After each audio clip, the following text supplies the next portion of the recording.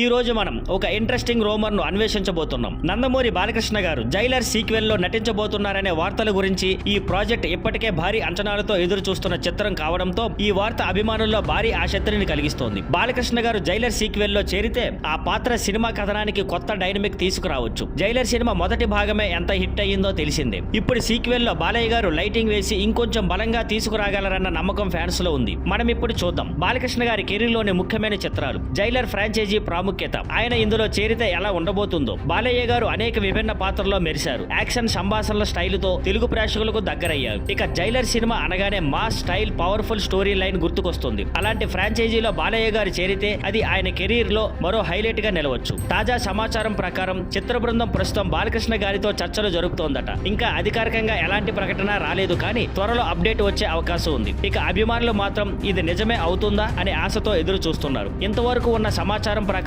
Jailer 2 స్టోరీలో ఎన్నో ట్విస్టులు, టర్నులు ఉండబోతున్నాయట. అటువంటి కథలో బాలయ్య పాత్ర ఉంటే ఆత్మవిశ్వాసం, పవర్ తో కూడిన ఛాయలతో ప్రేక్షకులను ఆకట్టుకోవడంలో ఎలాంటి సందేహం లేదు. ఇంకా చివరగా బాలకృష్ణ గారు జైలర్ సీక్వెల్ లో నటిస్తే అది ఖచ్చితంగా గేమ్ చేంజర్ అవుతుంది. ఈ వార్త ఎంతవరకు నిజమో చూడాలి, కానీ ఒకవేళ ఇది జరిగితే ఫ్యాన్స్ కు ఇది పండగే. ఈ వీడియో మీకు నచ్చితే లైక్ చేయండి, సబ్స్క్రైబ్ చేయండి. మీ అభిప్రాయాలు కామెంట్ లో తప్పకుండా షేర్ చేయండి.